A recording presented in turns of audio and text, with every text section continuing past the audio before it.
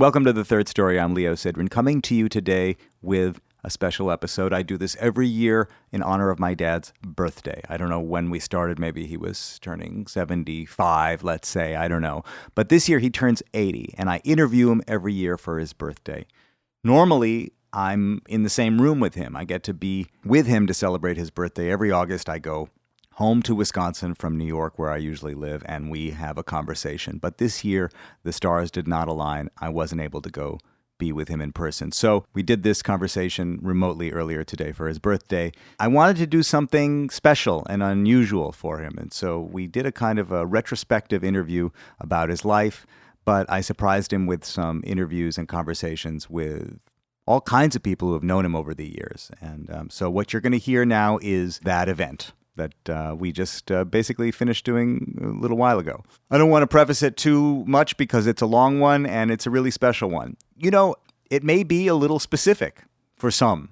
And if so, I understand, and I hope to find you back here on our next episode because I've got a lot of great ones lined up and coming up soon. But for now, I'd like to welcome you into a rather intimate conversation, portrait of a man's career. This is me and my dad, Ben Sidran, celebrating his 80th birthday. But before we get started, a couple of little items of news. Number one, of course, third-story.com is the place where you can visit the entire archive, hear all of the previous conversations, not only the birthday episodes with my dad, but also conversations with many of the people who contributed to this episode today. That's third-story.com. Patreon.com/thirdstorypodcast is where you can go to throw a few shekels in the bucket if you want to help support this project. And of course, the Third Story podcast is made in collaboration with WBGO Studios. Visit wbgo.org/studios to find out more about all their award-winning content. Also, my dad and I are going to be on the road at the end of August and early September. Visit bensidran.com to find out more about his live dates. And as if that weren't enough, one more special item of news, the official Ben Sidran songbook, The Songs of Ben Sidran, 1970 to 2020, it's volume 1, because who knows, maybe there'll be another volume in the future. That is now available for sale. You can buy it on Amazon or directly from Ben Sidran on Bandcamp. Find out more at bensidran.com. Here's my birthday episode with Ben Sidran.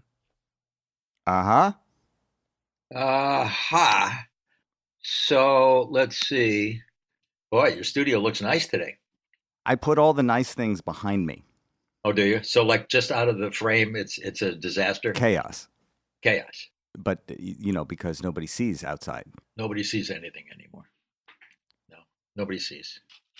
Yes, we can get into that if you like, because I have some thoughts on that. Now, you can't be moving things on the desk. I can't be moving things on the desk. Because the microphone is over there. I'll move this stuff over here. Yeah. Okay. How do you feel? Let's start there. I mean, you don't have to get into all of the specifics, but how do you feel about turning 80? Is this a thing that you're thinking about? Does it feel like a major event? I can't stop thinking about it. I've never had this experience before with the birthday or even with a graduation experience or anything like that. It's really, 80 is this profound experience. I don't feel 80. It's not feeling 80. I don't feel any different than I felt at 75, but I'm thinking a lot about it. So how do I feel? I feel good. I feel okay. But it's strange because I've never had this experience before. The last few times I've called you, you've told me that you are working on perfecting the one-man hang, the solo hang. Yes. Well, this is the theory. See, so I had this theory based on my whole projection of space and time as taught to me by the jazz life, the jazz experience, that it's all about the hang. That jazz is really about the hang. And by that, I mean, it's social music. And, you know, traditionally, people were very deeply involved with hanging out with one another. And that's where the music came from. Now, obviously, not so much. The hang is more difficult to commence. And it seems to me like we're in a very interesting period. The panic is on. Mm-hmm. The panic didn't used to be on. I mean, you can go back to the 50s when, you know, pop music was How Much Is the Doggy in the Window, but you still had Art Blakey and the Jazz Messengers. See, and that kind of put a Band-Aid on the panic. And plus, it wasn't that expensive to hang. You could hang for $1.50. Now the panic is on. Poor folks panicked, middle class, everybody's panicked. Billionaires are panicked. They're panicked. Everybody's panicked. And obviously for good reason. I don't have to tell you the reasons. But. Well, yeah, there is that, right? There is also the sense that you were hanging, you have been hanging. Yes. You have been doing the hanging. Yes. During a period when there was a lot of fun to be had, and there was a lot of great stuff going on. Humor was really important. I mean, that's the main thing that I think separates us from them. Those guys really had a good time. In spite of, it's the Johnny Griffin thing. In spite of conditions, that was the definition of the hang. Yeah. Jazz is music made by and for people who have chosen to feel good in spite of conditions. So the conditions were serious. I mean, it was like the nuclear thing. People were afraid of being blown up in an atom bomb, but still, it's different, man. The world's on fire. There's not enough water. The Supreme Court is corrupt and kids have automatic weapons. So the panic is everywhere. Everybody's got this panic. And so it's ruined the hang. That's why you are working on the one-man hang, last man standing hang. Last man standing hang. That's right. So traditionally, the hang required a rhythm section, at least a few guys who could agree on where the one was. Yeah. Or argue about it. But interact on the question. Now that social structure is just gone. It's been hollowed out. I really, I don't feel it. It used to be all about humor. Now, with the panic being on, as I've said, it's about monetization. It's about all these other things. But the core society, where people identify with each other as, let's just say, outsiders, because that's the best hang. The best hang is when you get a bunch of freaks together who don't have a place in the above world. They can hang. There's nothing wrong with a little alienation. You got to get some people who are alienated and who have this kind of living in the trenches humor. That's the jazz hang, or was. I'm so glad that this is what we're talking about. I also wonder, before I move forward here, if you believe that our memories are to be trusted as we live our lives and look back on where we've been. Are we really able to trust what we think we remember? I mean, maybe it doesn't matter because, of course, every time you remember something, you're kind of writing over it or adding to it, collaborating with your own memories. But do you think it's possible to truly remember? And in fact, I guess as a second question, I mean, do you even feel like the same guy that you are remembering that you were before? Or does that feel like a different person? Well, see, this gets into the concept of different kinds of memory. There's sequential memory, which is, yes, I went to the store, I bought a package of chewing gum, I came home, I opened the package, I had a piece of gum. Did that happen? Well, we can argue about that or not. And then there's emotional memory. What did it feel like to go to the store and buy the pack of gum? And what did it feel like to choose that gum? And what did it feel like? So I think the answer to that question is sequential memory is always a suspect. There's no question. We reinterpret it every time we open it up. But the emotional memory, I think, determines who we are, because every step along the way, that feeling affects all the hormonal soup that's running through our bodies, and it really builds us as creatures. It is who we are. So we are. That's, I used to say that about jazz musicians. They are the takeaway. It's not the music that's the takeaway. The musicians are themselves the piece of work. Well, we always say that. You transform yourself by playing the music. And so if you're transforming yourself by playing the music, then the self, the person, is the work of art. It's the work of art. And there's a parallel thing going on. When you talk about memory, you're really talking about time and how time moves. And as we know, time exists in people, not outside of people. Time exists in our experience of time. Yeah. Or as I like to say, we don't move through time, time moves through us. And as you get older, things really speed up. Yeah. I have this little thing where I put my vitamins in for each day, and I'm filling that all the time. I Yeah. can't. What? I just filled this yesterday, and I'm filling this. But it wasn't yesterday. It was a week ago. It was the week ago. The reason for that, they theorize, is that because as you get older, a week is a much smaller percentage of your life than it was when you were 6 years old.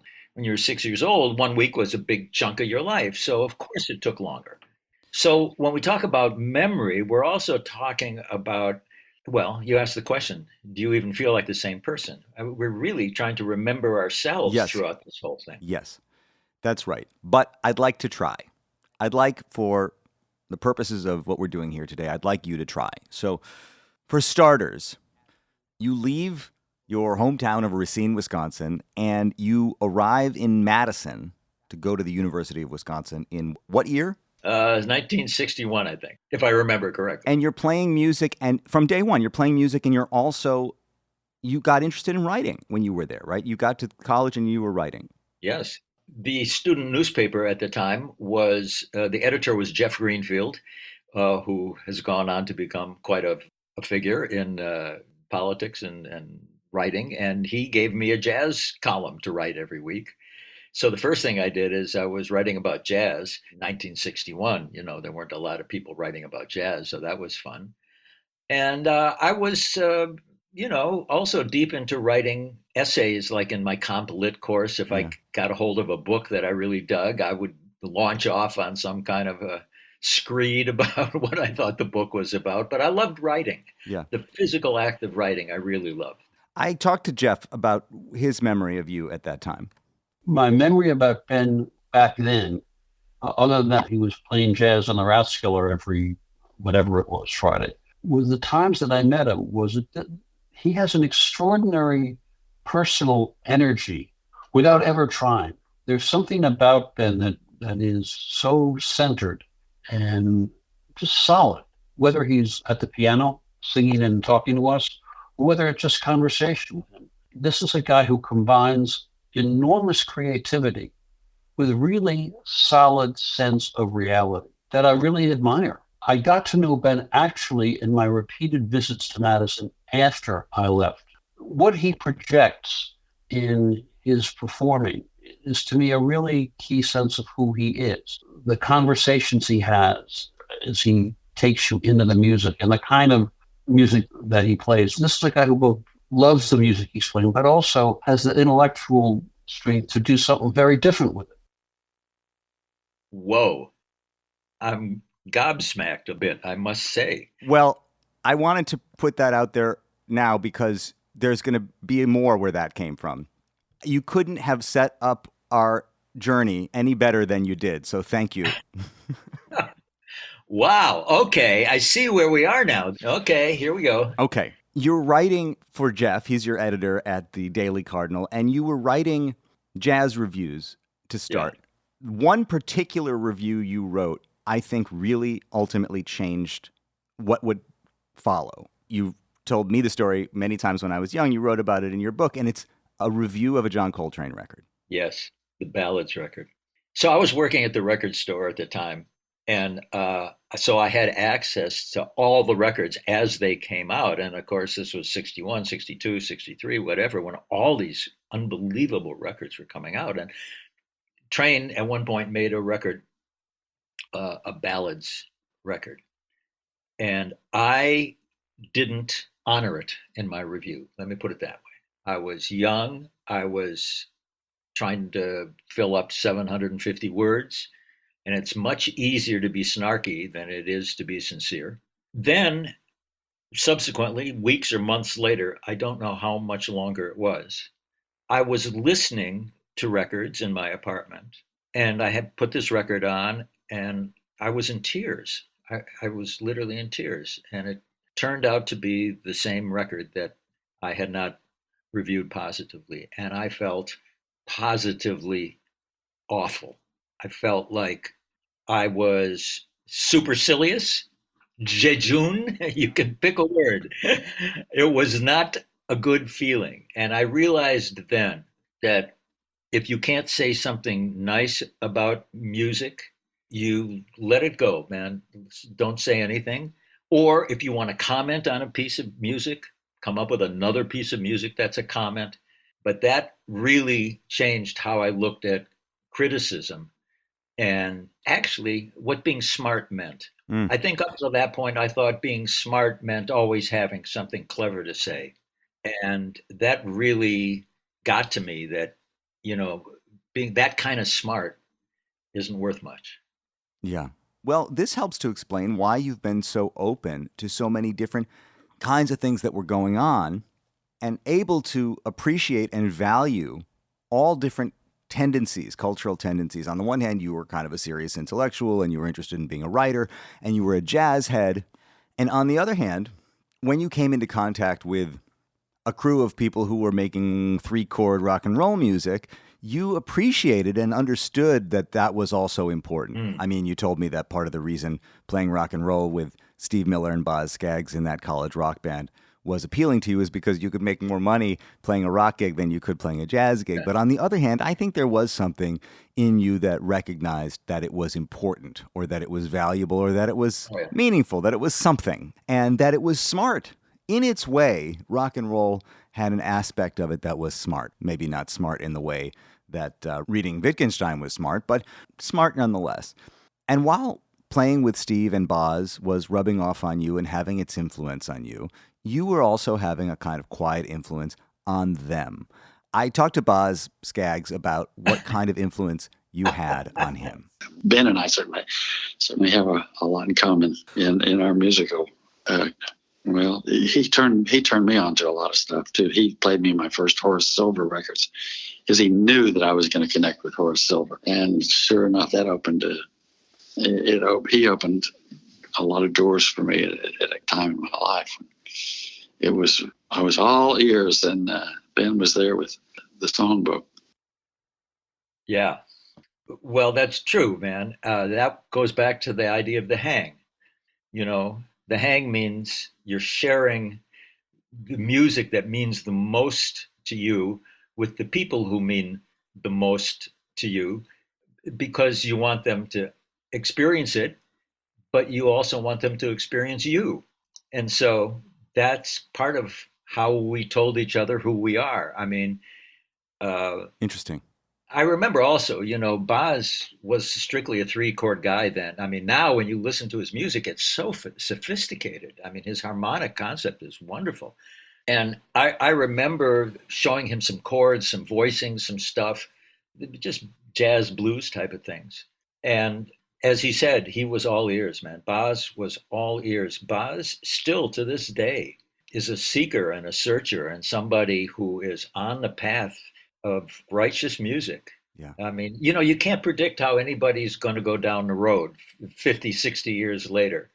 And I must say, I'm very moved by who Boz has turned out to be. I think, listening to Jeff and Boz, it's like a faceted stone that's been polished. I mean, their being is more focused now. Yes. Back then, we were all scattered. We were young. We were kids. Yeah, you were kids, but you were doing incredible things. I mean, when I think about like how you and Boz and the Miller Band end up all over the world in LA and London and San Francisco, hanging with all these crazy characters, and I look back on it, you're 20 years old, 22 years old. I mean, you're just total kids. And you were bumping up against other kids, you had told me for years about the experience of meeting Jann Wenner right when he started Rolling Stone. And the idea that maybe you were going to be a part of that experience for a minute. Right. So I asked Jann what he remembered about that. My memories really are that Judy and my wife, Jane, hit it off really well. And they were always running around town doing little things that you do when you're 20 years old. And Ben and I were the kind of resident serious people. I mean, he was educated. Yeah, I think he had or he was going for a doctorate or whatever. And I was also, even though dropout, an intellectual type person like your dad. So I kind of, on that basis, we kind of formed a friendship along with the wives, and we got along great. Ben even at some point wrote a couple of things for Rolling Stone. I once did a demo with an artist named Sylvester. I saw the singer Sylvester, I thought was really good. And I just finished doing Boz's record. So I thought, well, I'm going to be a record producer or something like that. I put together a band and Ben was in it. I was late, came from the office. I realized I just wasn't going to have time to do this by the end of the session. Ben was the professional, he was the most grown-up person in the room. Let's put it that way. We were kids. We were young. I mean, we think of ourselves still as being young in heart and spirit and thought. And I'm sure it's just true with your dad. We haven't changed our values, our thinking, our approach to life. Certainly physically we've changed, but those were other days when youth had all the energy and no perspective or something. I mean, there's a chemical basis to it all. I mean, we're all loaded with hormones and energy and all the things that go on with that, and in a fervor and a fever. It's a youthful fever. It's what Fitzgerald said, all youth is a form of chemical madness. It's true. It is chemical madness. So you don't know about it when you're doing it. You don't think those ways. You don't think in those terms. Now we can look back on it with real satisfaction and pride and cherish our memories of it. Well, Leo, I'm not going to let this opportunity go to plug my book called Like a Rolling Stone, published last year by Little Brown, still available, now released in paperback and at airports everywhere. Fantastic. Well, I love what he said about being in a fever. Yeah. That's really, when I hear these voices now, there's no more fever. Mm-hmm. These are people who have survived the fever. Yeah. The fever took a lot of people out, but these are people who survived and were able to grow into who they were determined to become, one way or the other. Yeah. Nobody else knew how to package what we were in a fever about. I mean, we're just in a fever, and he was able to step back and look at it and see that there was a format that could be turned out every week. And I mean, Jann is legendary, man. As somebody who came out of that culture, saw it, and made history with it. What do you remember about your conversations with him about what you would do differently or what you would do if you were involved? Well, the main thing was when he was talking to me about joining Rolling Stone's staff. It happened after he was writing an advertisement kind of a thing for Pete Townsend and the Who. And one of the suggestions I had was, why don't you refer to him as Mr. Townsend? It would kind of show respect. And he liked that. That was, yeah. And he said, well, oh, yeah. So let me ask you, would you be interested in doing the review section? Would you be interested in handling the review section? And of course, I had that experience with the Coltrane record. And I said, well, I'd probably end all the reviews. I'd stop writing reviews entirely and, just talk about the good stuff.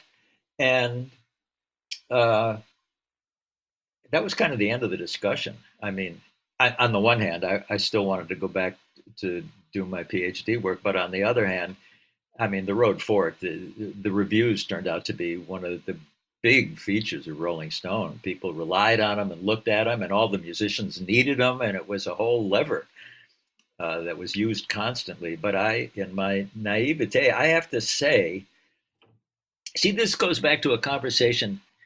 I once had a conversation with Glyn Johns about commercial music. I was in England. We were making a record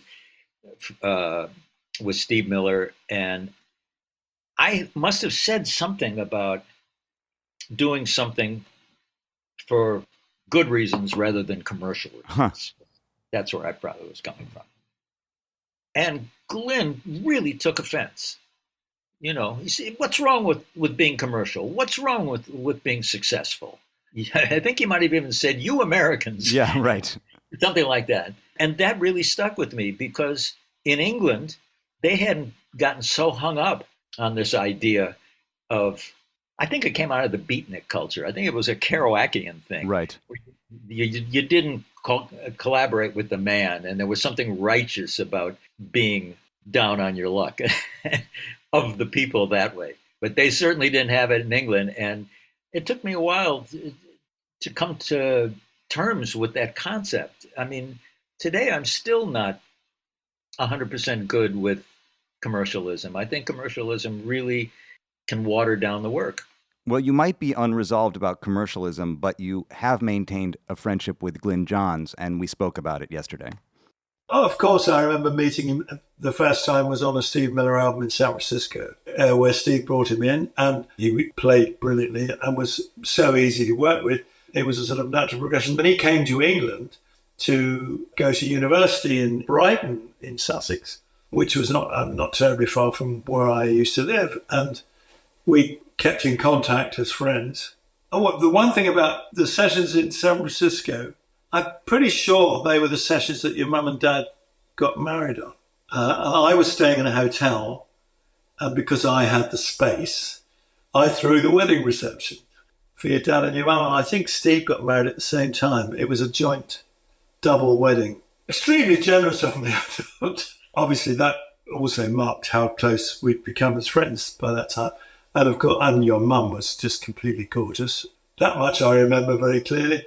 Just the easiest person, along with your dad, who's a rare breed as a musician because he's so bright. Very interested and interesting. A really unusual guy and always wonderful to be in his company. Great musician.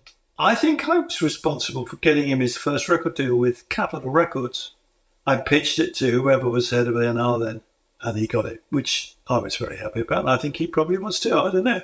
I rented a house in the Valley. I know that my son Ethan was 3 months old or something like that. So it's 50. Ethan just had his birthday. So it's 54 years ago. And Ben asked if he and Judy could share the house with me because they wanted a house in LA. We shared a house, yeah. That's how much I thought of the pair, obviously. Yeah. Well, that is interesting. I mean, talk about memory. So what I remember is I met Glyn in London at Olympic Studios in 1967 and had that conversation actually about commercial music in 67. And Judy and I got married in 69 in San Francisco. And that is exactly right. We had a double wedding with Steve Miller and his then 16-year-old bride. And we did share a house in LA in 71, I think it was. So here's a classic example of time being compressed and memory being accurate in terms of emotional content. There it is, because what he said is absolutely correct. It's just the timeline that I experience is not the timeline he experienced. But Glyn was always a guiding light, man. He was, you talk about the adult in the room. Yeah. I think he was born. Yeah, he was born an adult. He was always confident in himself and his taste. And that was a very important lesson to see somebody, you know, he was something of a musician himself, but he never had a qualms about saying what he felt musically, even though he was not an accomplished musician. And you can see in the Peter Jackson documentary on the Beatles, there's a scene with Glyn sitting next to McCartney as McCartney's writing a song. I forget what song it was, but one of the great McCartney songs. And Glyn is commenting on where the bridge should go or something. I thought, oh my God, you know, that's just who Glyn is. He's the adult in any room, man, and very impressive. Glyn got you your first deal. You've told the story in your book. You told it this yes. great lunch that you went to where you got signed. Artie Mogul signed you on his way out the door. Yes. And you made a record on Capitol. You moved from LA back to Madison. And, you know, you set up your life in Madison. But a year or so later, you don't have a deal at Capitol anymore. The record had come and gone, and you don't really know what's going to happen. And the phone rings in the middle of the night. And it's Bob Krasnow. Bob Krasnow, a legendary record man with a new label that he was running with his friend Tommy LaPuma. Bob Krasnow was at Michael Cuscuna's house. Michael Cuscuna was a DJ in New York at the time, had my Capitol record, had played it for him. Krasnow, who had a full head of steam, said, Ben, I've been all over the world looking for somebody to sign, and I want to sign you. What do I have to do to sign you? And I don't know. In my recollection, I hope I said, call me tomorrow, but Yeah. I'm sure I didn't. Yeah. I'm sure I said, who? What? What I always loved about that is the idea that you had happened, that you had started to resonate on some level, and that just by making this quirky record that you made at Capitol, that was kind of at the time a hybrid jazz rock record, whatever, that the people that were there to receive it would receive it. And I always heard that Kraz and Cuscuna were together that night. So I asked Cuscuna when he first learned about you and what that experience was like. I was on WPLJ, and Ann Sternberg was our music director. And she and I went up to the Beacon for some show or something. And Ben was there, and she knew Ben. And she said, oh, you got to meet this guy. He's right in sync with everything you do and think. So that's how Ben and I met. And we stayed in touch. I think he mentioned early on that Sonny Clark was his favorite pianist. And at that point, I knew I had a comrade for life. And, then we just kept bumping into each other, working together on different kinds of projects and spent a life on and off together.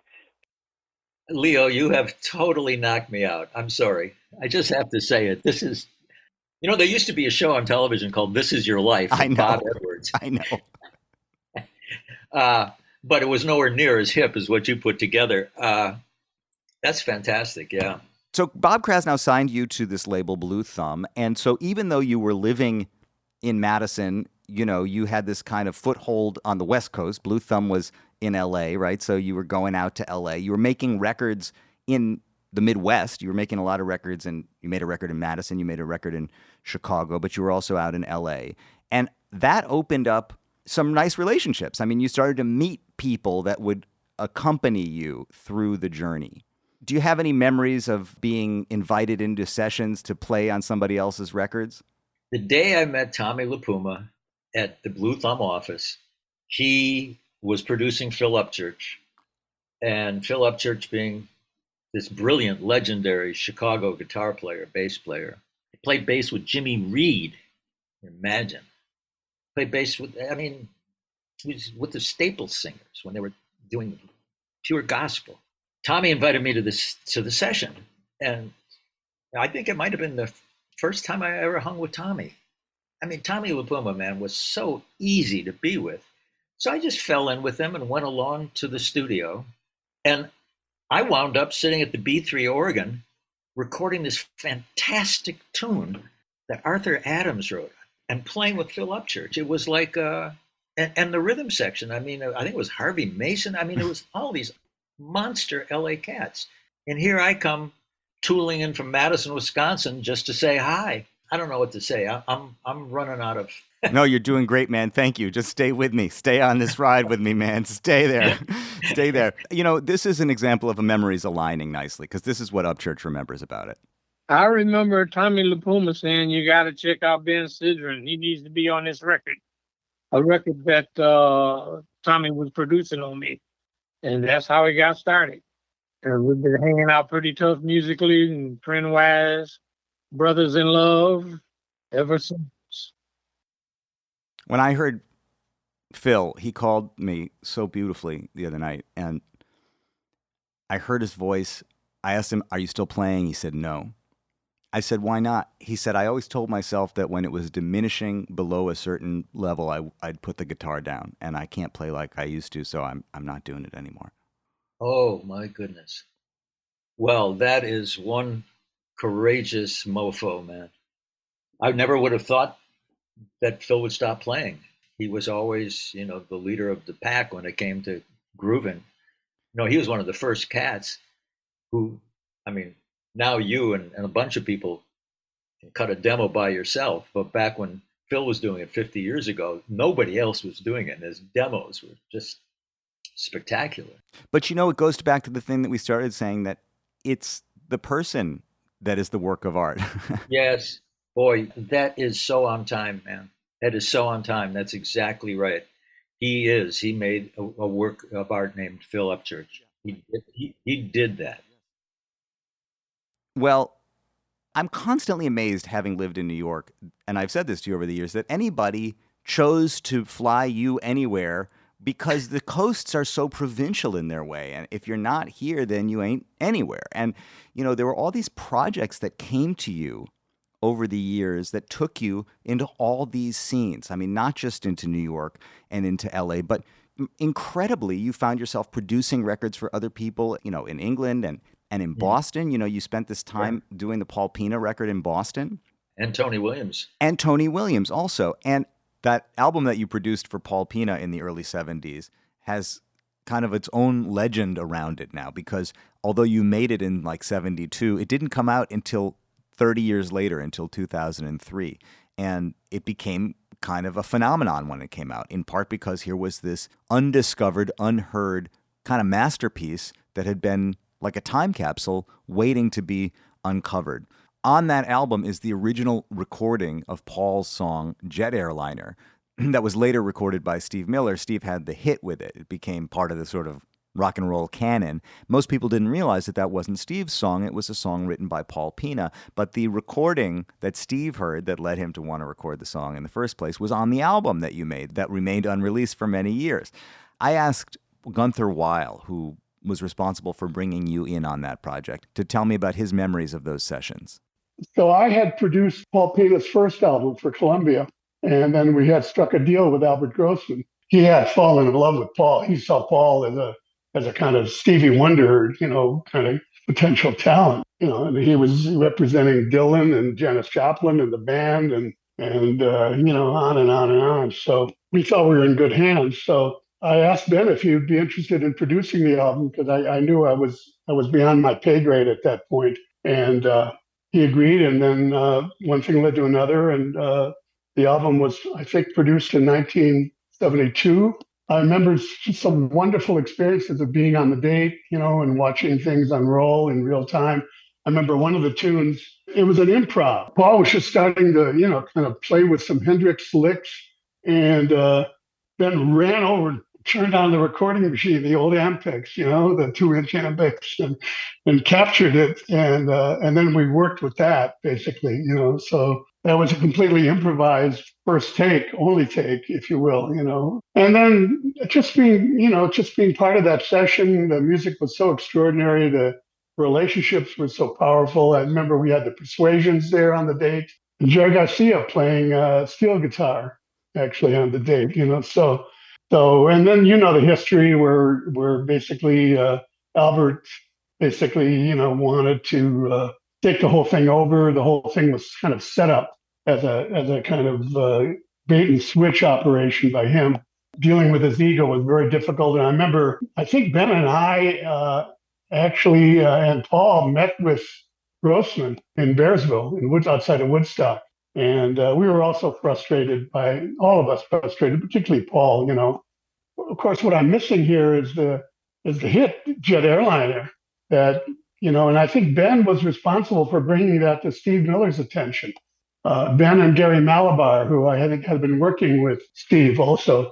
Ben and Gary brought, one or both of them brought the cassette of the album to Miller, and he seized on Jet Airliner, and then one thing led to another, and I had to kind of negotiate publishing rights with Miller, but it all worked out, basically, So Paul was actually given a lifeline of revenue, which kept him going for years and years. Of course, that tune was a platinum song. Basically, it's part of the American Rock and Roll Songbook. Everybody knows it. I hold him very much in my heart as a dear friend and colleague, and just a wonderful fellow traveler. That's true. There was a tune that came out of me running over and hitting record while the cats were just out in the room fooling around. What I love about that is that one of your sort of catchphrases, mantras, whatever, philosophies, in fact, over time, and in talking about the relationship between technology and music in the 20th century, is the difference between capturing music and manufacturing music. And Gunther uses the expression, he captured it. He ran over to the machine to capture it. And I thought that really tracks with everything that you have come to care about when it comes to making records, that we're going to capture this now. I never thought of that, but that's exactly right. That's exactly right. That was a captured moment. My response was unconscious and instantaneous. I mean, I heard what was going on in the studio, and I just threw myself at the machine and hit the red button. Those sessions were like that, actually. Paul Pino was a phenomenon, and everybody around him felt it. Yeah. Steve Miller heard the cassette because the next thing I produced was this record for Steve called Journey from Eden. And I definitely showed up in LA. We did it at Capitol, I guess, with the cassette of Paul Pino's record. At that time, thinking that it was going to come out. I mean, we thought this record was so good that it was going to make Paul, and we were so proud of it. Yeah, of course. And we didn't know it was going to be 28 years before it was released. And I'm sure I played it for Steve with that sense of, dig this. Dig me now. Dig me now. You dug me then. Dig me now. And instead, he just said, I'll take that.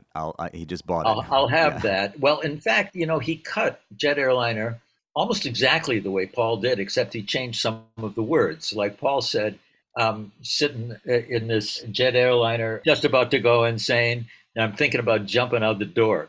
And Steve changed it to, and I'm thinking about my home. And he changed a bunch of other parts of the song so it became a little more user-friendly and not as dark, because Paul Pino was one dark cat, man. And Gunther, aside from being involved in the record, he was, his advisor at Harvard was Tim Leary, and he was an editor in a book called The Psychedelic Reader with Tim Leary. He was there, I think, when Tim Leary gave Charlie Mingus LSD or something. He told me that story this morning. He did. That's funny. Gunther was a fellow traveler, man. And that's what he called you. That's what I love, that he closed his memory of you by saying he's just a great fellow traveler. That's what these people are, man. These are a bunch of travelers bumping into each other on the road. That's what I've been feeling talking to all these people from your life, is that they're travelers. This is interesting. When I talked to Mark Maron years ago, the first time, halfway through the conversation, he said to me, "Oh, I get it.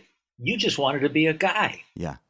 I said, "Yeah, Mark, that's what it was." Yeah. I didn't care. The famous thing didn't enter into it, this, that, and then I just wanted to be a guy.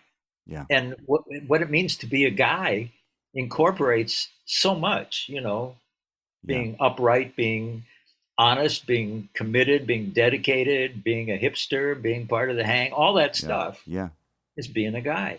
But, you might not have been focused on fame, but, clearly after a series of ill-fated deals, I could see how a person in your situation would say, I got to get some better representation here. I think you had a series of lawyers that you were kind of moving through, and you needed somebody who was going to really be your bulldog. And so I spoke to your longtime attorney, Emily Simon, about working with you. Okay, you're not recording me, are you? Yes. Yes? Yes. Really? Why would you record me? Lawyers don't go on podcasts. What would you ask me? I would ask you your impression of working with Ben, what made him a unique client, and in particular, any reflections that you have on him in terms of how he set up his career, what you thought about him making his career from Madison, all those things. No. Sorry, no.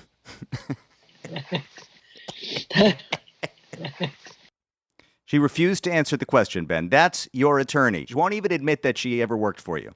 That's a good attorney. That's what you needed, is an attorney like that. Well, I will say that when she was doing the negotiation with Tommy LaPuma when I was signing to Horizon Records, Tommy called me up after talking to her and said, "Your attorney just rode in on a horse with a bandana around her mouth and called that a negotiation." Yeah. I said, "I'm glad to hear that. Thank you, Tommy." Well, that is funny. That is funny. So she wouldn't say anything. Won't talk about it. Not on the record. Nope. Not going to do it. I like that. I respect her. Moving on. Yeah.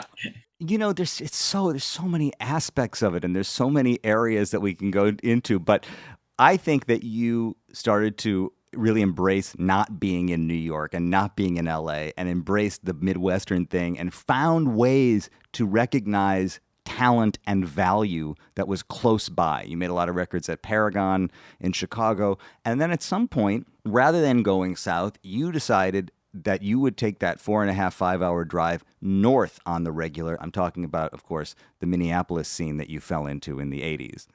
Yeah, fantastic scene. You know, the scene in London in the late 60s was a spectacular scene at Olympic Studios with Glenn. And the scene in LA with Tommy and Upchurch and those cats was a fantastic scene. But the scene in Minneapolis was right up there with those scenes. It was so deep and so profound. What made it what it was it's kind of isolated up there. You know, you're up there in the Northwoods.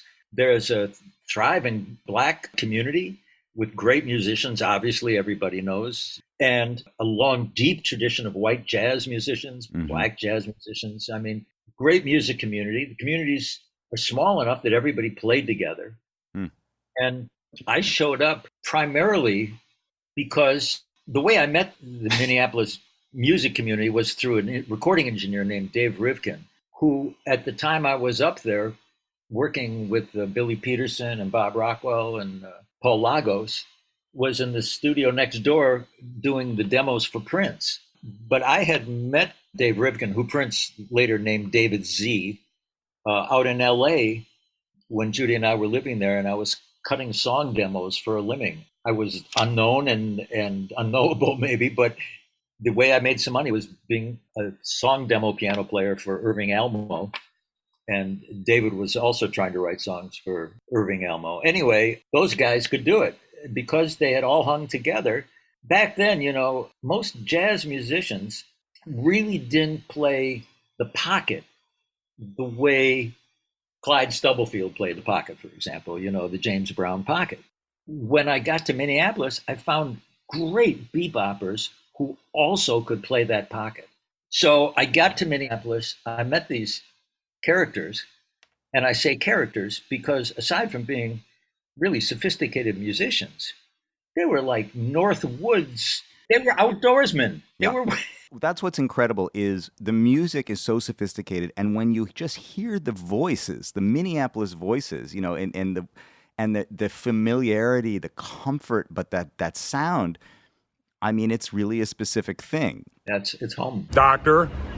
Ben Sidran, our best friend in the world, mentor to me and you. I can't believe you're turning 80, man. This is not correct. How did we get this old? I know how we got this old. We're still doing the same thing. We want to just say how much we love you, man, and happy birthday to you. And the philosophies you've taught us has been immense. And we got one that we remember that we live by, which is what you stumble on is always better than what you're looking for. We live by those words, Doc. Happy birthday, brother. Happy birthday to you. Happy birthday to you. Happy birthday, dear Benny. Happy birthday to you. Love you. That, of course, was Ricky and Billy Peterson of the Peterson family. Yeah, that tells you everything you need to know. That tells you what you need to know. There they are, man. They're the cats. Yeah, we've had just amazing times, as you well know, because you grew up at the time when I was hanging with these guys, and they had a strong musical influence on you as well. They really did. And I start to understand as I relive this. I mean, of course, now we're essentially in an era in your life in which, in the 80s, where I sort of roll in. And I admit that everybody I talk to, more or less starting in this time frame, remembers me in the corner. You were there. You were there. I remember. That's when I met you. Oh, you were sitting there. That became part of what you were doing, is you were rolling in with your kid, and that there was like a real family element to what was happening, a grounded aspect to it.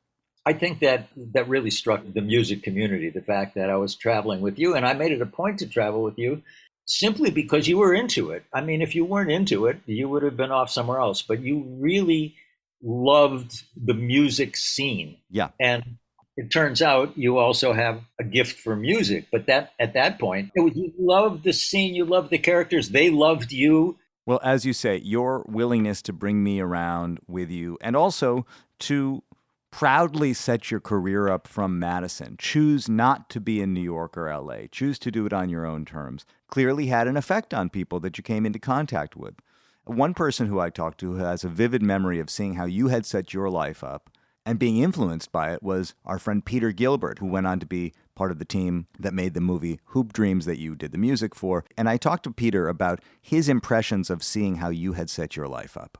So one of the things that Ben taught me that was really changed my life was I was living in LA and I came back to Chicago to do a little piece with a bunch of friends for the Museum of Contemporary Art in Chicago, like a commercial for them.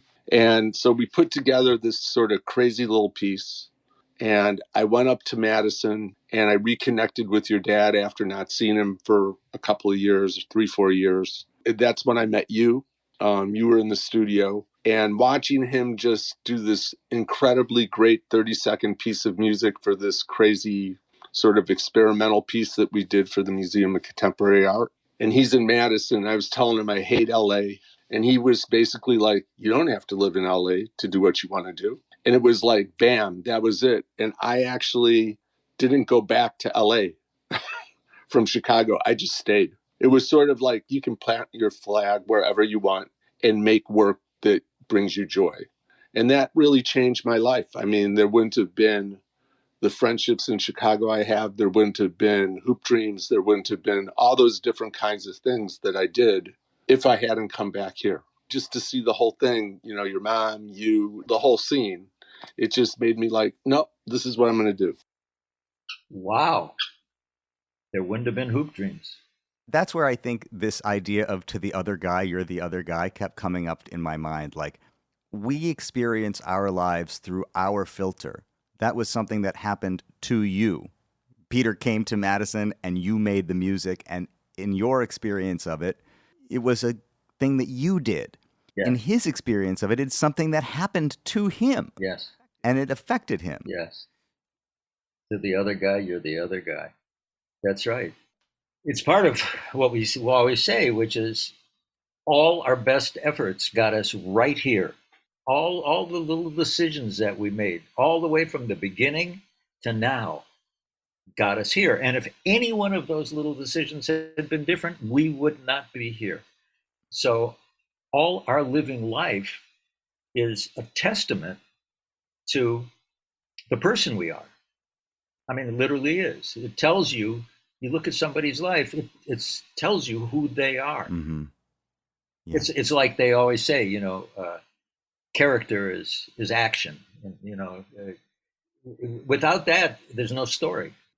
Character is action, exactly. So the way we behave towards others, when we choose to raise our hands and speak up, when we choose to stay silent, that all contributes to our character. And it reminds me of an anecdote. Of course, you've already talked about how going all the way back to 1961 or 1962, when you wrote a bad review of a John Coltrane record, you became very sensitive to the idea of criticism. And you had to confront that when it came to your own career from time to time when you got reviewed. There's one particular story that I remember about an especially harsh review that you received and how you dealt with it. You know what I'm talking about? Yeah. Yeah, it was in the USA Today. And it was written by a friend of mine, Neil Tesser, who put a list together of, I think, the 5 worst records of the year 1985. And my record on the cool side was one of them. Because of that review, the record label, which was Wyndham Hill at the time, stopped promoting the record. Just flat out stopped. I think they had never had to deal with a review like that. And they didn't know what to do. And also they were a little vulnerable because Wyndham Hill as a label was really taking a lot of heat for the new age stuff that they were putting out. And they were very sensitive to negative reviews. And I think that you're absolutely right. This is an example of that Coltrane review coming home, but it's also something that people in the media are not that aware of. Neil at the time said, "Oh, hey man, you know, it was just a review." And I said, "Yeah, but you know, it really had an effect on me." And I not because you said what you felt, I'm glad you said what you felt, but your saying it had an effect on my career. I think that meant something to Neil as well as to me. I know it did. And it's a great example of how character is action and how a friendship actually was kind of built out of that experience. As a journalist, my respect for Ben is off the charts. I mean, a man of great wisdom. You know, I think Ben is a sage. I love this guy if he was my brother, not least because he set me straight years ago when I wrote something unnecessarily critical of one of his records. And he called me up and said, "What are you doing?" And I looked at it and said, there's real people behind this. I can't review this music the way people review movies, where you criticize something and 100 people get to all laugh about it on their way to the bank. These are human beings. And that kind of Siskel Ebert thumbs up, thumbs down is not the right approach to reviewing this music. And it was that comment from your dad that turned me around. But I've told him this several times, how much that meant to me, and to understand that perspective. Once that happened, and then, of course, as he became more and more of the person he is now, my appreciation just continued to grow, obviously. And I was actually quite happy that he wanted to talk to me and seems to think of me as somebody of some consequence. I'm not idolatrous in that sense, but I felt honored that he's happy to see me when I walk into the club, because I feel that kind of kinship and friendship with him. It was important to me that his continuing wisdom as the years have developed, and pretty much any conversation I have with him, as I don't have to tell you, is just inspiring, you know. Yeah, I am glad every time Neil walks into the club. It's always great to see him. And he's a hell of a writer and a very sweet man. I said to him, to put Ben's record on the worst list, to me, shows what a fan you are of his, because we all know that you could find some terrible records. But to choose an artist that you like and put him on the list, it's a kind of a sign that you care about what they're doing. That you care. That's right. It is definitely a sign of caring. Of course. Yeah. And I think from a critical point of view, that may be what was animating that. But again, the idea that you don't necessarily take into consideration, this is somebody's career that's going to be affected by it. And of course, you ended up writing a song about critics and yes, and, yes, that's true. That's true. My critic song. That's the song that really iced it with Windham Hill. Yeah. Because whereas Neil Tesser didn't like my record, Leonard Feather, who was the jazz critic, didn't like my song about critics. He took it personally, as did almost every critic. Sure. Mike Zwerin didn't like it. And I was frankly surprised, because in my head, I draw a line between journalists and critics. I think a critic is set up to impose their value systems in a very brief way, thumbs up, thumbs down. And a journalist is there to contextualize what you're hearing and tell you why it's this, why it's that, as opposed to a critic saying, well, why it's not this. Right. This is what I wanted, and it didn't fulfill that need. But I guess, I was not sensitive to the fact that these people made their living being critics, and I was calling them out. So there it is. Hearing you frame this conversation around how that ongoing tension between criticism and journalism was playing out while you were on the Windham Hill label is very interesting to me, because as it turns out, while your song critics might have iced the deal with that label, at that same time, it was Windham Hill that put you in touch with VH1, suggested you as a guest host for a new show that they were putting together at VH1 called New Visions. And that led to another chapter in your career as a journalist. I talked to our friend Mike Simon, who was your producer of New Visions, and he told me how that all came together. Well, the first show I ever finagled into producing was a show called New Visions. This was back in late 87 at VH1. I'd been there about a year. And it was a new age music show. We started getting musicians to host it. And some were really good, and some were musicians who should be playing and not hosting a TV show.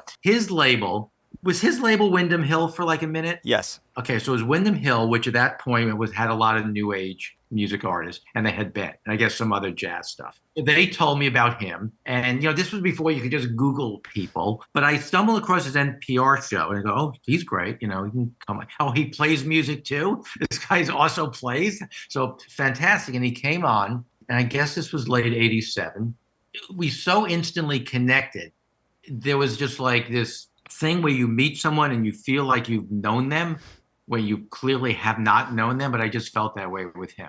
And it was this really like magical show, and it just worked. And I remember going to management at VH1, and I convinced them we need a regular host, we can still musician guest, but this guy is absolutely perfect. He knows jazz, he's on a new age label, he knows rock, if we ever get like into that. And then they said, great, but we can't pay him. I go, well, okay, I don't know if he'll do it if you can't pay him, So I said, well, you have to pay.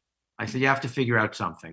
Ben said, if I do 4 shows, I come and, stay for a couple of days and do 4 shows and then find a hotel deal and an airline deal. So he was put up, we would pay 4 shows at once. And then there was an airline called Midwest Express, who somehow the CEO loved Ben. Like everyone I ever ran into in life, they loved Ben. So I'm going, okay, well, can you give him free flights? So we got that. We brought in a stylist. I remember they got him like a cool purple suit, which was really good. They got him, in fact, a really cool like jazz. So jackets back then had shoulder pads, like these ridiculous sized shoulder pads, a brown one, and it didn't fit him, so I took it. We had an amazing time. I consider working with your dad one of the absolute highlights of my career. I love your dad. We had a grand old time. We had a great small little studio and a really fun crew. And it was and no executives bothering. I don't think they even knew what we were doing or when we were doing it. I'm having Sun Ra sit on the floor of a studio with weird yellow lighting, and he's just talking and like, yeah, we just put on Sunday night. It's fun. There was definitely things he did, which he did in song as well, always on the borderline of funny, just to know that the funny is there. That's it. Yeah, we had a great time doing that show. And I think he's right. I don't think VH1 even knew we were doing the show. The Sun Ra thing was great. I actually booked Sun Ra. He had booked Don Cherry before that or somebody. I said, well, Sun Ra, these astral orchestra, and we got Sun Ra on there, and I was interviewing him, and he's telling me he's from Venus, and we're talking about Venus, and so and then he starts to play. We have the performance section, so Sun Ra is playing, and I hear in my headphones Mike say, "Okay, we're going to commercials. Tell Sun Ra to wrap it up." I said, "I'm not telling Sun Ra to wrap it up. Nobody's going to tell Sun Ra to wrap it up." So he said, okay, well, I'm going to commercial. I said, fine, you go to commercial. He went to commercial. He came back out of commercial. Sun Ra was still playing, worked just great. No problem. This is something that's always been the case with jazz. The people who get jazz and who love jazz are, frankly, a particular kind of person. It's really not for everybody, and it never was. And every time some company or somebody thinks that they can make money with jazz, whether they're a club owner or a promoter or whatever it is, invariably it spins out of control and the money doesn't show up and jazz suffers. Yeah. It was an example of that. It was too bad, but boy, I think we did that show for 2 or 3 years and it made history because ever since, it doesn't go a few months when I don't meet somebody who says, man, I grew up on that show. I remember when you had Freddie Hubbard on it, whatever. That show meant a lot to jazz people. Nonetheless, your time with Windham Hill came to an end. It did indeed. Yes, it did. You had basically been owning your own masters for a while already, but that was the label that contextualized you. You were a free agent. You're out there, and you're not really sure what the next kind of record you're going to make is. And what happens? What happens is I decide to take a chance and go into business with my friend Nobu Yoshinari in Japan and start a record label. Is that what you're talking about? I said, let's start a new label. What I suggested was for him to do whatever he wanted to do. I didn't ask for him to come up with jazz material or any pop material or anything specific. I just wanted him to do what he wanted to do. So that's what I said. I think that's when I went to Madison for the first time, around that time. And Ben drove me around, and we talked about the name for the label. But then we decided on Gold Jazz because it sounded simple enough for people to understand. And at the same time, it has this strong message as a new label, Gold Jazz. Ben suggested for me to be one of the producers, as, you know, I should be credited as a producer. But I said, no, I'm just lucky so-and-so being around. And he invited me to some of the recordings in the States, in New York or in LA. I was just watching, you know, sitting in the studio, watching him work the production, talking to musicians. It's all an educational process for me. And at the same time, he gave me a chance to meet all these great musicians. Everything he says is so philosophical, and sometimes it's, to me, it's the Zen philosophy, Ben's Zen. Nobu Yoshinari, a great gentleman, and frankly, a man who gave me the opportunity to not only continue to make the records I wanted to make, but to offer the same opportunity to great musicians who I knew who didn't have a chance. And one of them was Bob Malik, one of the greatest tenor players I ever met. And I was able to make records with Bob and Georgie Fame. I mean, Georgie Fame, absolutely the greatest musician. I mean, clearly the greatest singer, but one of the greatest musicians I ever worked with. Everything he did from the first moment he walks into a room is correct and musical. And yeah, I can't thank Nobu enough. Nobu and you start a label, and he basically says, make whatever records you want to make. And so now you're out in the world, and you're not, anywhere you go, you're not just there for the gig. You're also there potentially because you could sign somebody. You could literally be at the end of the earth and find somebody that you want to work with. And of course, they refer to Perth, Australia as the end of the earth. And that is where you met Georgie Fame. It was a pivotal meeting. I was working in Perth at the Perth Festival, and Ben came in because he was in the same festival the following week. And so our paths crossed. And we were staying in a hotel, the same hotel in Perth, although we hadn't met at this time. And I got a phone call from Ben saying he was in the hotel. He just arrived in Perth and he was going to be, can we meet? So I said, yeah. So downstairs I went, and then we had a nice long conversation. And that was the birth of his concept of the Go Jazz, or my involvement in the Go Jazz recordings, really. He said he'd like to do an album if I'd like to do it. I said, yeah. I said, what kind of album? He said, anything you like. It's the perfect reply, really. And that was the beginning of the date we did the Cool Cat Blues album, which was obviously very well received around the world. And that was the start of a close and continuing relationship with Ben. I heard of Ben first from our mutual friend Glyn Johns. When Glyn was producing or engineering and sometimes producing some of my earlier recordings. In fact, he did my very first recording with my own band in London. Glyn said to me, like, had I ever heard of Ben? And I hadn't at that time. And so he introduced me to Ben's music, basically. So I'm glad that the old man is catching me up. I was 80 in June. You know, it's been a very important item in my life, especially since we started recording together and the trips we had to Japan and all the gigs we did around America. It's been a great privilege to know him. And also, I just wanted to say, I haven't made this public knowledge at all yet. I haven't even told my sons. But as and when I kick the bucket, I want somebody to recite the lyrics to Don't Cry for No Hipster at my funeral. I think it's one of the greatest poems ever written. Yeah.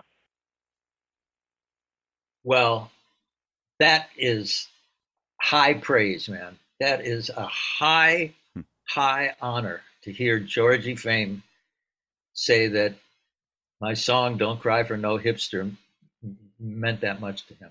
And of course, he's the perfect hipster. Georgie Fame is it's hard to put into words because we talk about authentic, what it is to be authentic. And these days, maybe it doesn't mean as much as it used to. It used to be a huge thing to find the authentic self. Georgie Fame is the most authentic self I've ever run into. He is 100% himself. He's not just who he is, but he's so good at it that he makes you want to find yourself. Yes. He makes you want to be that good about being yourself. I have the highest regard for Georgie Fame. I'm very flattered that he said that. Thank you. Georgie Fame is indeed the ultimate hipster.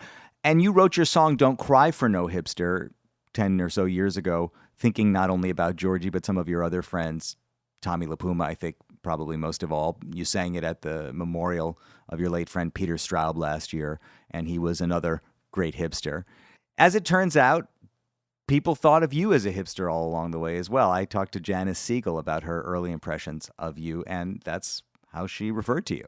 My first recollection of Ben was through his music, was through his writing. He did this cool lyric to Charlie Parker's Moose the Mooch, and I loved it so much. So that was my first awareness, I think, of Ben. He had the hipster's demeanor going on. Thanks. A lot of humor and just fun.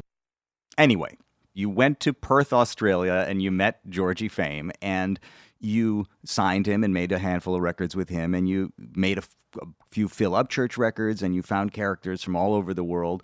Yes. And you used your position as a label owner to make a record that probably would never have gotten made if you hadn't been the label. It's your Jewish record, Life's a Lesson, a record of Hebrew liturgical music performed by Jewish jazz musicians. And really, that was the project that sort of launched you on your Jewish journey that culminated with the book There Was a Fire that you wrote. But my memory of those sessions, because I attended quite a few of them, was watching you and the great Gil Goldstein as he orchestrated and arranged these tunes. And I had a conversation with Gil Goldstein, Ben, that you got to hear. Did you?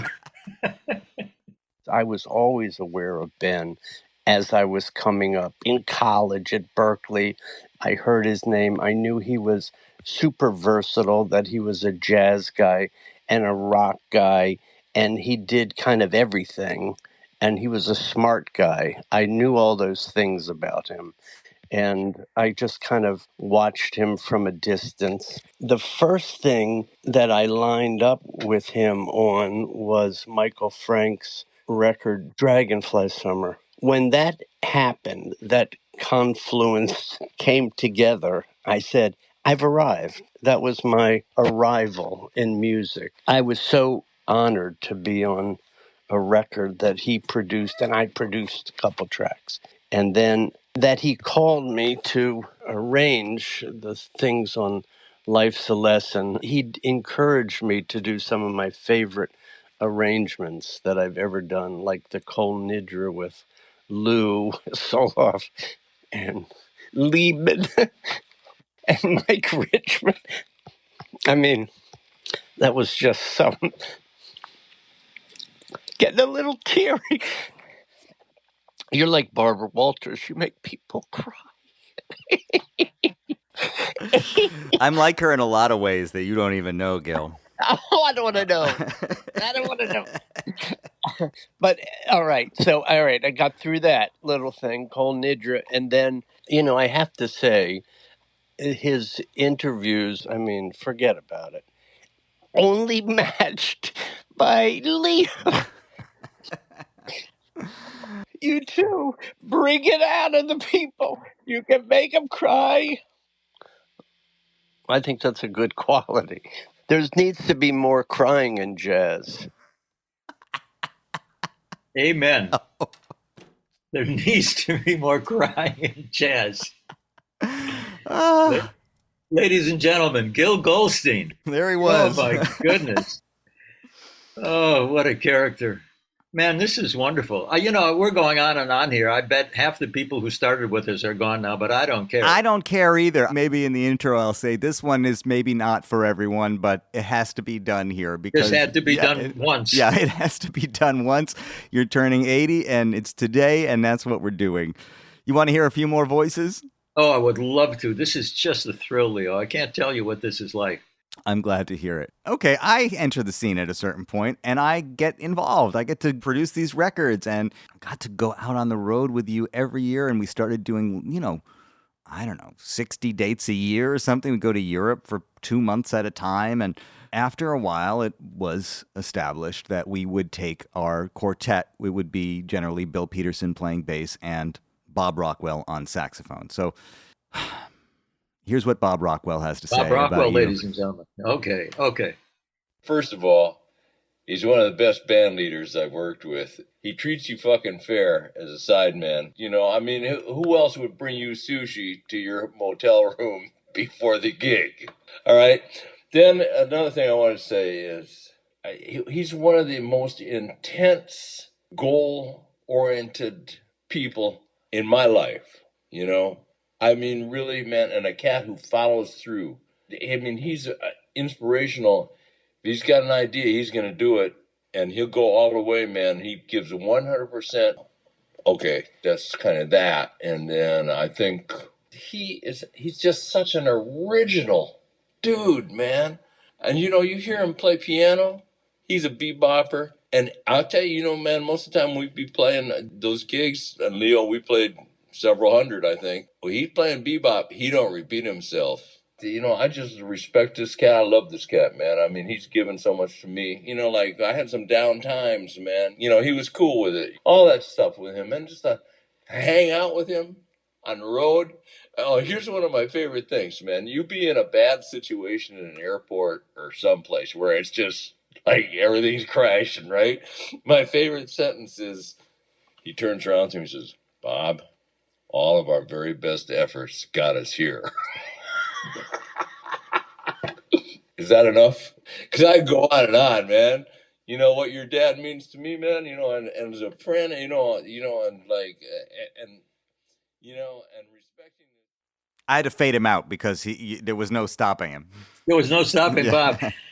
Well, Bob is a bebopper, as Phil Wood said, down to his socks. One of the deepest roadmen we've ever met. And he made it a point to inculcate you in the road ethic. And he took it upon himself as an obligation to make sure you knew what was expected of a sideman on the road, how to comport yourself. And he did it out of love, but he didn't spare any harsh words. He told you in no uncertain terms what was expected of a jazz musician. And that's how much respect he has for a jazz musician. And you would find it necessary to pass that on. And at the same time, the greats have a way of making you feel that it's okay to be you. There may be some specifics that they want, but in general, my takeaway was always, it's okay to be you, and you spend so much time all over the world working with these great cats, and yet you bring the same expectation and dynamic and energy, whether or not you're playing with young musicians that you meet in Madison or cats on the road. And that's why I wanted to talk to our friend Luca Patnaud about what it's like to play with you, because, he was my friend in college and we played music together, and you've continued to play with him in Madison over the years. And so I thought, well, what is it like for him to work with you, And so I liked what he said. I would say one of the best aspects of being able to play with him is that he always wants you to be you. He's got you there on the gig because of who you are and what you do. He's not kind of one of those band leaders who's like who's got some sort of preconceived idea and wants you to fit into this thing. It's like, no, man, I brought you to be you. So you go ahead and get down and do your thing. And that type of freedom is fantastic because that's really what it's all about. That is actually what gives you the ability to have a kind of more clear channel so that when ideas are coming through, you can just kind of go where you want to go rather than have that sort of like little voice in the back of your head, like thinking, that's not hip. That's not the thing you should be doing this thing, that thing, or whatever. It's when you have the freedom, when you are sort of encouraged to be in that free space, there's nothing like it. That's really where the high vibrating stuff happens.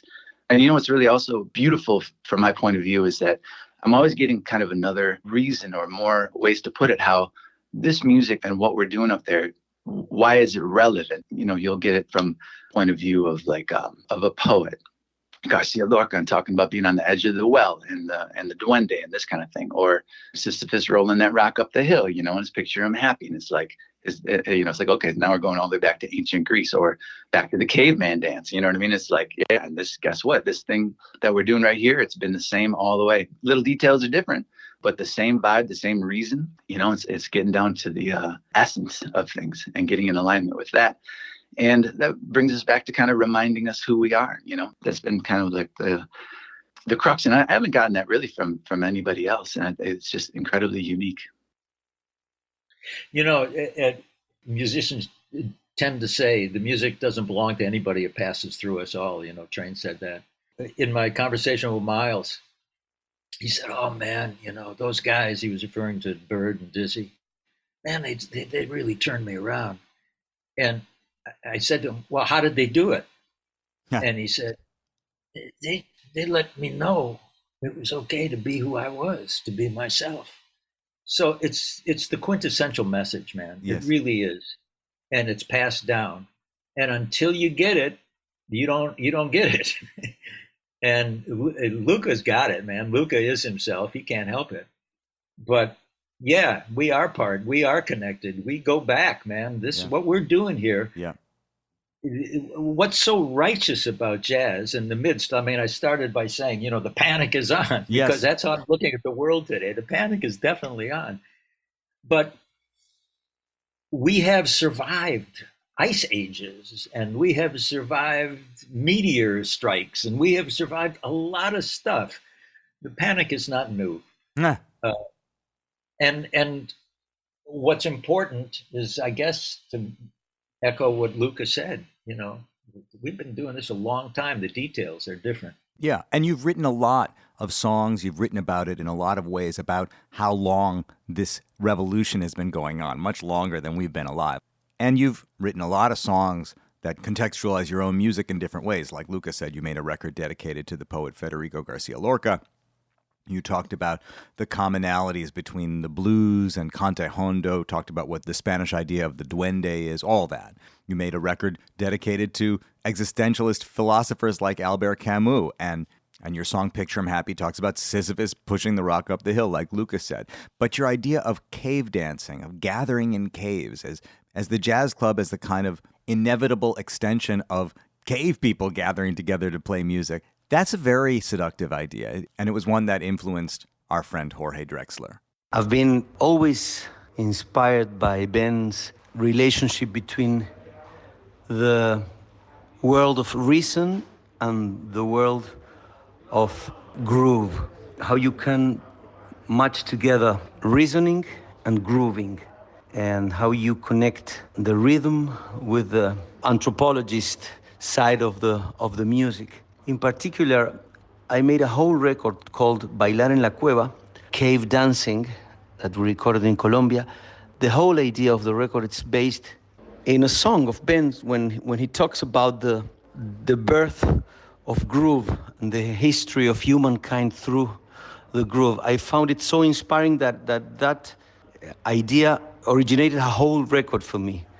We've been working together a lot. I had the enormous privilege of playing with him many concerts in the States. We recorded together in Spain. We played together in many places.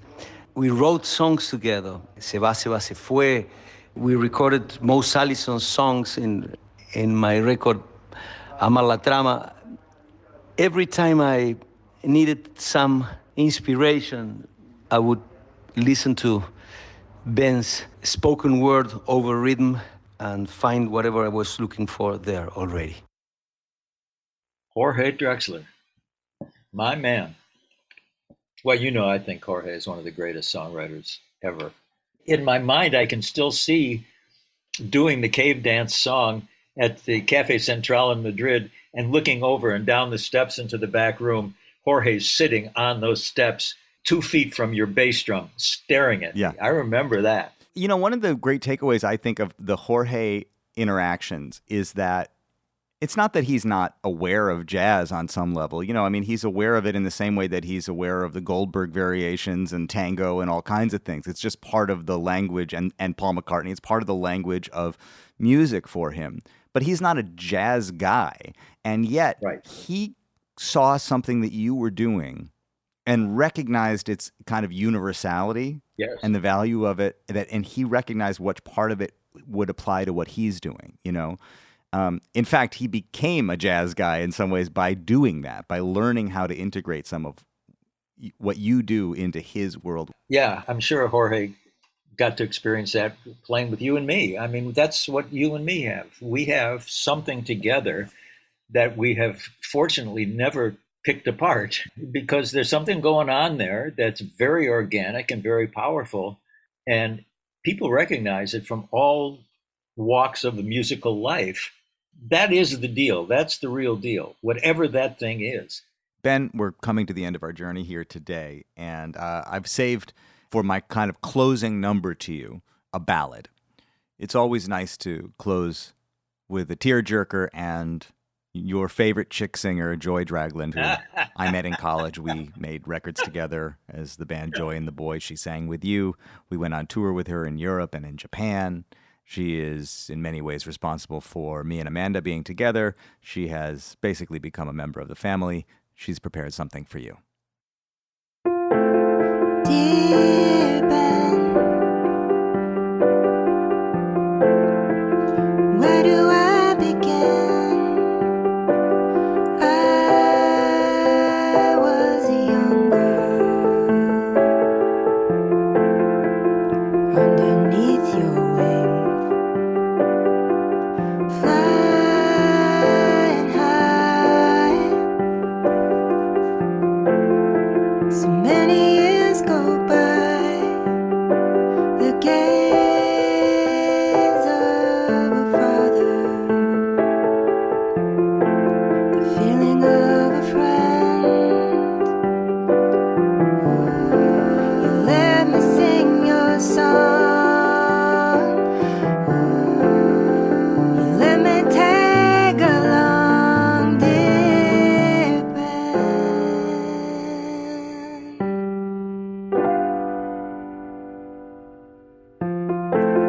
grateful, grateful, grateful, grateful.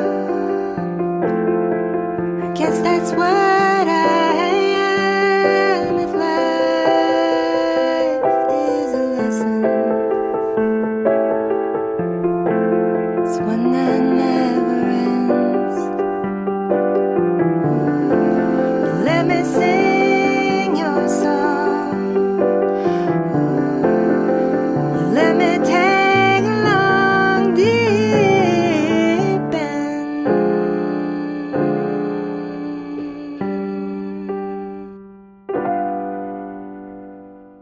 Joy Dragland, my favorite chick singer. Beautiful, just beautiful. Was she playing piano too? I think she's been getting into playing piano. Yeah, she is actually, as we speak, she is auditioning for The Voice in Norway. She's got For The Voice? She got a call Oh. back to be on The Voice in Norway. Well, Leo, I don't know what to say. This has really been a fantastic experience. And I have to admit that when I was like 8 years old, watching This Is Your Life on television, I was wondering, well, when they do me, what would it be? I have to tell you, man, I feel so worthy. That's what Mose Allison said to me once. Made me feel so worthy. Well, I think you are worthy. I love you. I'm sad that I'm not with you today to celebrate your birthday in person. And so I'm glad that I was able to put something together in tribute for you today. And actually, we're not even done because there are a handful of birthday greetings and messages from friends, various friends that I want you to hear, and I'll just let them roll here at the end of the episode. So here are your birthday greetings. I love you, Ben. Talk to you soon. Okay, I love you, man. I love you. From Ralph Simon. Hey, Ben, if Merv Shiner at 102 years old, Ray Anthony at 101 years old, and Roy Haynes at 98 years old are still playing live jazz, bringing their creative cool to adoring audiences, here you are at 70 years and 20, revving your cosmic giggle, tickling them ivories, and constantly bringing your BBA cool to all in your midst. So keep on keeping on so you can emulate the trio above. Hey, Ben, don't count the candles. Count the cumulative mature joy and creative camaraderie.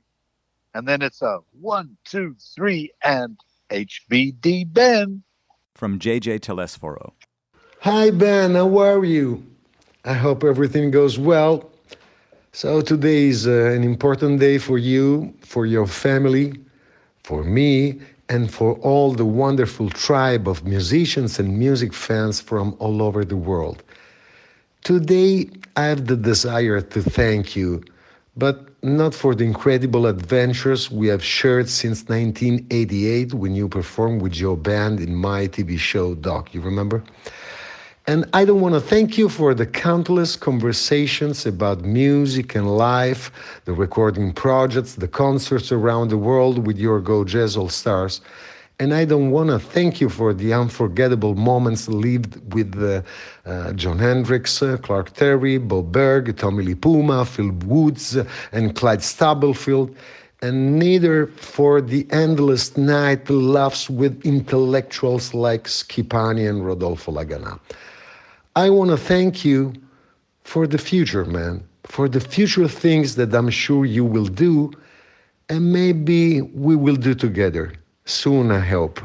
Because from you, I learned to believe in dreams, to live, sometimes to survive, in the beauty of art and music with one foot on the ground and one dancing in the air. You are a prodigious blend of professional rigor filtered by joy and a deep sense of humor. So, a more unique than rare human being. And when I'll be 80, if I get there, now I know perfectly what I want to become. I want to be a Ben Sidran. Okay, sorry, I was almost forgetting the most important thing. Happy birthday from the deep of my heart, Ben. I love you and I miss you so much. Your brother, JJ. Ciao. This is a message for the wonderful and great and generous Ben Sidran for his birthday from Bill McHenry. I said it before, but now it's in public. Thank you so much for not only letting me be a member of your group, but allowing me the same setting and gracious setting that you already provided in the past for people like Blue Mitchell and Woody Shaw. They gave me these incredible examples of how well that could be done, and letting me try to live up to that every night in whatever way is just naturally possible and in front of me with what you and the band provides. And it's a little different every night, and it's real and in the moment, and every note counts and every beat counts, and I feel it when that happens. And what a joy. That is my favorite kind of way to play, and I owe you so much for that. And it's such a pleasure and a privilege. And aside from that, just the time spending with you and talking with you, your company is so rich and your family is so wonderful. It's been a pleasure and a joy knowing you. And, I don't wish this on everybody at your age, but I hope you live for a lot more years, and I hope it's in happy health and vitality, and we get to share more of this, the beautiful part of the earth together, because you really highlight that with how you are and the music you make. So thank you. Happy birthday. Keep it going. Love to the family. And sorry if it's too long, Leo. From Rick Margitza.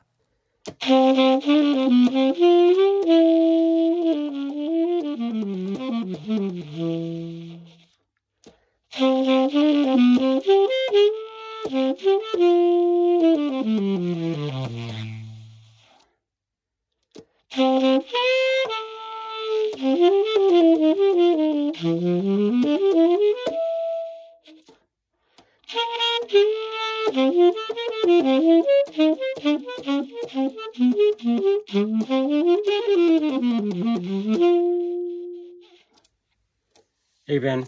Hope you're having a good day. Wishing you a healthy and happy 80th. Hope to see you soon. From Alexis Cuadrado. It's such a joy and a privilege and a wonderful experience to be with you. Anytime we hang out, we play. Every time I learn so much, and I just love you. It's so fucking great to be your friend and to be around you. 80 is the new 30, 40, 50, whatever. Your energy and your livelihood and your enthusiasm and your intellect and everything that goes along with you is something that some of us have had the privilege of experiencing.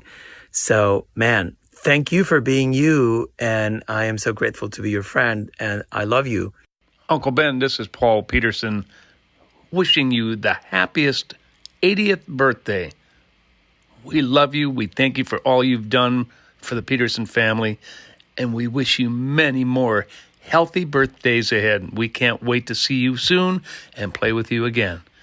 Have a great day surrounded by people who love you. From Pierre Darmon. Hello, Mr. Sidran. I sent you this message from Paris. 80. 80, what a great number. You are one of the greats, Mr. Ben Sidran.